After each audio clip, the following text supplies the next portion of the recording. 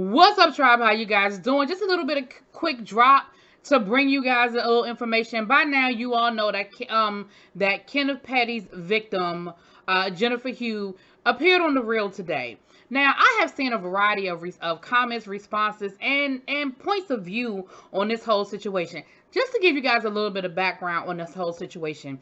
Long time ago, down in New York, I believe this happened in New York. Jennifer Hough and Kenneth Petty had a situation, right? As a result of that encounter, because I'm not getting into all of the details, as a result of that encounter, Kenneth Petty went to jail for attempted the R word. I ain't gonna say it. So here's what I'm going to say about this. Let's start at the beginning and work our way forward. We no longer need to debate whether something happened or not. He was convicted and he served time for it. Now, do innocent people go to jail? Sure they do. But unfortunately, in this society, once you've been convicted of a crime, you are now deemed to have been guilty of that crime until there's a situation where your name has been cleared, okay? Now, fast forward however many years later, Kenneth Petty has now married Nicki Minaj. Jennifer Hough has tried to go on with her life. But there have been a variety of situations that now has brought all of this back up to the surface. And as a result, Jennifer Hough is now suing the Pettys for, attempted extortion and harassment and some other things. Now, I saw some comments where people were like, why is she going on The Real? Why is she talking to The Real? If she wants people to leave her alone, why is she speaking out? So this is what I'm going to say.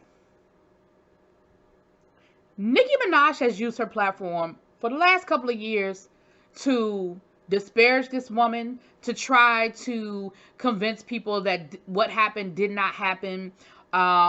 She's used her Queen radio. She's used her social media. And my opinion is I believe what Jennifer Hough is alleging. I believe that they tried to pay her off. I believe that they tried to extort her. I absolutely believe that happened. And I'm going to tell you why I believe it. Because they have wanted to, quote unquote, move on with their lives. And there are limitations to what Kenneth can and cannot do based on the fact that he has to register as a sex offender. And what they've been wanting her to do is recant her story. And I'm assuming that if she recants her story, they feel like that some of his punishment can be alleviated and or changed, right? We know that he was violated. He was arrested twice. And he was found to be in violation of registering as a sex offender, and he now has been charged with failure to do so. This is what I'm going to say. And again, this is my opinion. This is my 2 cents. And if you don't like it, it is what it is. You can click off the video and that's great. This isn't about whether I like Nicki Minaj or not. I don't have an opinion one way or the other. There's some of her music I like, some of her music I don't like. Would I go see her concert? Probably not. But I don't hate her. It is what it is. But you walked into this situation with your eyes wide open. I'm not saying that you can't fall in love with who you choose to fall in love with, or who the heart wants what the heart wants. But also understand that you made a conscious decision to marry a man that had a past.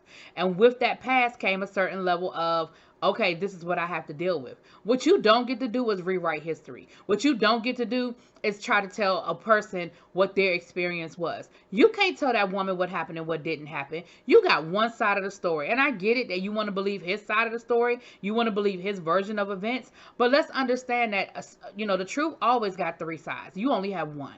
It's your side, my side, and the truth somewhere in the middle. I don't know what happened that day, but neither do you. But what we do know is that the end result is that he went to jail for attempted the R word. So with that being said, what I have to say is you've got to stop. Forget about her. For all the people who are now questioning her motives, she said, listen, they have been saying whatever they wanted to say for the past 2 years, 3 years. Now it's time for me to speak up. Now it's time for me to tell my story and sort of reclaim my story. She didn't ask for this to be brought up. She didn't ask for her story to be put out there. But as a result of this man becoming a public figure now, her story is being told. And not only is her story being told, but people are trying to rewrite her story and tell her what her experience was. So here's what my biggest frustration is with all of this. Y'all can't have it both ways. You cannot have it both ways. What you can't do is, when a person who has been a victim of some sort of sexual assault comes forward, you can't tear them down or tell them what their version of the story is or tell them what their experience is. And then in the next breath, when someone doesn't come forward, say, well, why won't they come forward? I don't understand why she sat on it for 10 years. If that man did that to her 10 years ago, why didn't she say anything? Why didn't she come forward? Why didn't she ever tell her story? See, y'all can't have it both ways. And I've heard it done, and we've talked about it down here on my channel.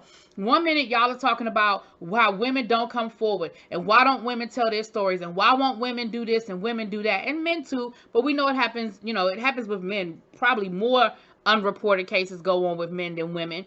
And then in the next breath, when someone does tell their story, when someone does try to reclaim their version and their life and their story, now it's, why she talking? Why she saying this? Why she coming forward? We can't have it both ways. And then every time somebody says to me, well, if that really happened to her or him, why didn't they come forward and tell their story? And every time, this is what I say. I say, because when people do tell their story, then you try to tell them what didn't happen to them. You try to rewrite their history. You try to rewrite their experience. And so this isn't about Nicki Minaj. This isn't even really about Kenneth Petty. What this is about is that in this society, we are constantly trying to tell victims that they are or are not victims based on the convenience of what it is to us at that time. I saw Funky Dineva posted something on his Instagram last night. No disrespect to Funky Dineva. We ain't got no beef. But he made a comment about why this woman was telling her story. And, if Nicki Minaj wasn't famous, nobody would care. She would just be another woman who was a victim of an assault. I say I agree. But what we do as people like myself and him and others, we deal with celebrity news. And the only difference between something that happened to my neighbor and something that happened to Wendy Williams is that she's a celebrity. The paparazzi following Wendy Williams around now, trying to get the scoop on what's really going on with her and her health and her private life. Why? Because she's a celebrity. So you're absolutely correct, Funky Dineva. If Kenneth Petty had never married Nicki Minaj, nobody would give a damn about this story. And that was one of the questions that the ladies on the Real asked her today, was about, what was, when she heard that he was marrying Nicki Minaj, her biggest fear was that now all of this would come back up. She said she had to move out of New York out of fear. So I don't even know how deep this went, that you felt like you had to move because you were fearful for your safety. And the man went to jail. So I feel like there has to be some levels of something deeper than what we even understand. But now she said that they offered her $500,000 to recant her story. Whether you believe it or not, the reality is this woman's life has been invaded. It has been upside down and turned around as a result of a man who violated her. The state of New York said it. So until the state of New York changes it, that is what it is. And because of who he chose to marry, now her whole history and past has been brought back up, dug up, and now she feels like she said that she feels like she's been violated all over again. Here's what we have to stop doing. We have to stop telling victims how to be victims. We have to stop telling people what they can and can't do that is acceptable to us. If she wants to go on to a talk show with her attorney and tell her story, why is she wrong for that? Why are we judging her for that? She has every right to do that.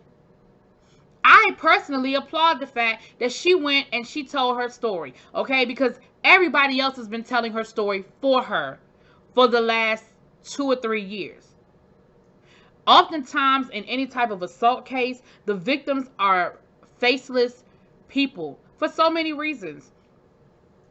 Until we create a safe environment in this country, because I'm only going to speak to this country, until we create a safe environment for victims to feel like they can come forward, be heard, and be respected. That doesn't mean that everybody that's accused of something is going to go to jail, because that's not reality. In the real world, everybody that gets charged with a crime doesn't go to jail. But until victims feel like their stories are going to be treated with respect and dignity, and they feel like they're going to be treated with respect and dignity, we're going to always deal with this problem of people feeling like they can't tell their story.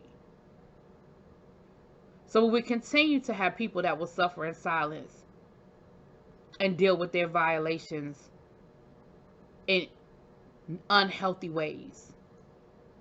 Anyway, that was my rant. That was my 2 cents. Love me or hate me. Hit that like button or thumbs it down if you disagree. Subscribe to my channel if you enjoy these types of opinions, whether you agree or not. And we can talk about it some more. I'll talk to y'all later. Peace.